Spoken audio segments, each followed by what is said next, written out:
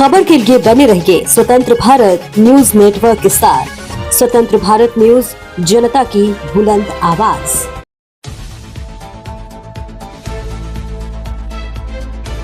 खजुराहो आंगनबाड़ी भर्ती पर विवाद। आपको बता दें कि महिला एवं बाल विकास परियोजना 2 अंतर्गत आंगनबाड़ी केंद्र वार्ड क्रमांक 4 खजुराहो की अंतरिम चयन सूची पर सवाल उठाए गए हैं। आवेदिका अंजू देवी पटेल पत्नी अवध पटेल निवासी वार्ड नंबर 4 सकेरा पूर्वा खजुराहो ने कलेक्टर छतरपुर को शिकायत पत्र सौंपकर चयन प्रक्रिया की निष्पक्ष जांच की मांग की है। आवेदिका ने बताया कि आंगनबाड़ी कार्यकर्ता पद के लिए दिनांक 23 अगस्त 2025 को जारी अंतरिम सूची में उनका नाम दूसरे स्थान पर दर्ज है, जबकि प्रथम स्थान पर दर्ज कुमारी स्नेहा दीक्षित का चयन दस्तावेजों में गड़बड़ी के आधार पर चुनौती दी जा रही है। कुमारी स्नेहा दीक्षित ने आवेदन पत्र में अपना पूरा नाम, पिन कोड 471625 सहित भरा है, जो कि ग्राम डहरी राजनगर का है। आवेदिका का आरोप है कि वह खजुराहो वार्ड क्रमांक 4 की वास्तविक निवासी नहीं है।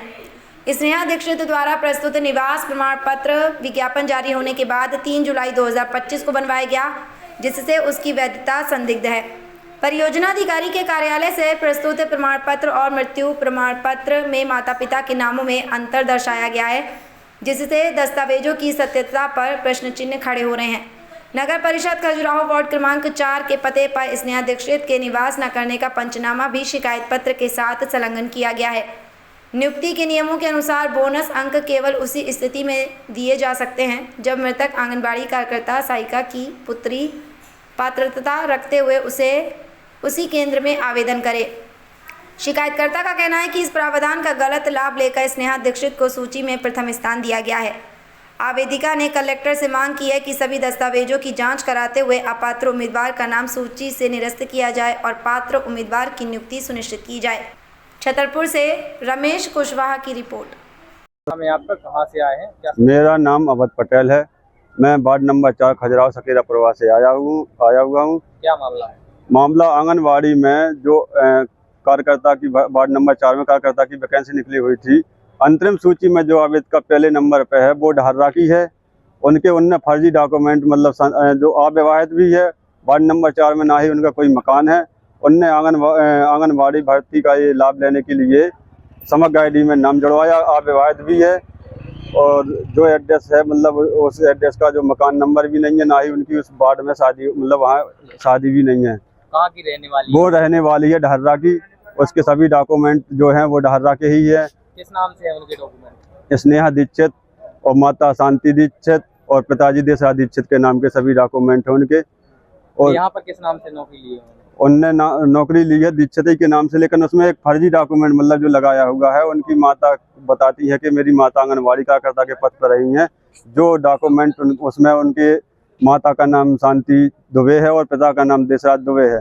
और बाकी मृत्यु प्रमाण पत्र से लेके जो उसकी योग्यता है, जो डॉक्यूमेंट में 12वीं की मार्कशीट है, कॉलेज मार्कशीट है, उसमें सभी में दीक्षित लिखा हुआ। सभी जगह उसका नाम स्नेहा दीक्षित, माता का नाम शांति दीक्षित और पिता का नाम देशराज दीक्षित है। तो आप क्या चाहते हैं? आप और मैं ये चाहता हूँ जब उसमें पूर्ण पता भी है कि मतलब जो रूल बुक के अनुसार है कि आवेदक वार्ड की मूल निवासी होना चाहिए, उसमें वो सीधा जो पता डाले है आवेदन में भी मतलब आवेदका ने ना ही पिता का नाम लिखवाया है आवेदन में, ना ही पति कोई का किसी का नाम नहीं है, अविवाहित भी है वो।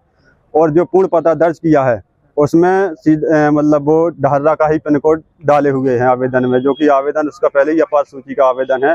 फिर भी लेकिन जो परियोजना अधिकारी है उसको अनदेखा करते हुए उन लोगों ने उनका फर्जी तरीके से मतलब उसमें नियुक्ति कराई है, अंतरिम सूची में नाम आया है।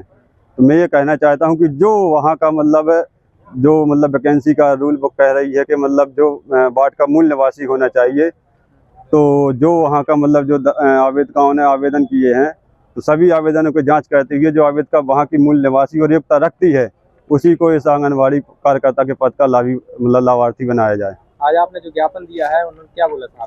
कलेक्टर साहब ने कहा है कि इसकी मतलब पूर्ण तरीके से हम जांच करवाएंगे और जो परियोजना अधिकारी है वहाँ मतलब इस आपके आवेदन को पहुँचाएंगे। और जो मतलब इसमें इसके पहले कहाँ शिकायत किया? कलेक्ट्रेट में हम दूसरी बार आए हुए हैं। पिछली बार कलेक्टर साहब नहीं मिले थे, आवेदन ले लिया था, उन्होंने हमको पावती दी थी और उसके बाद मतलब बोला था कि मतलब कलेक्टर साहब से बात ही नहीं हुई है उसमें, उन्होंने मतलब सुनी है जानकारी।